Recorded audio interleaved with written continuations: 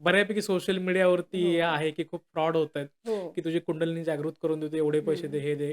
तर एक्झॅक्टली काय प्रकार आहे हा? कुंडलिनी तुमच्या शरीरामध्ये इडा, पिंगला आणि सुषुम्ना नाडी हां, मगाशी हां, सांगितल्याप्रमाणे आणि ती सुरुवात होते तुमच्या मूलाधार चक्रापासून आणि ती जी आहे ती अशी असते. हां, ह्या ज्या 3 नाड्या आहेत एकात एक हां. तुमच्या सहस्रारपर्यंत. ओके. तर त्याच्यात जे काही लिक्विड आहे, ती लिक्विड कसं कसं वाढतं तुमचं वर येतं हां. किंवा ते ज्यावेळेस तुमच्या सहस्रारपर्यंत जातं किंवा तुमच्या थर्ड आयपर्यंत जातं, तर त्या क्षणाला आपण म्हणतो, की माझं थर्ड आय ओपन झालं. की तुमची ओके. ऊर्जा जी आहे शरीराची, ती पूर्णपणे तुमची वाढलेली असते.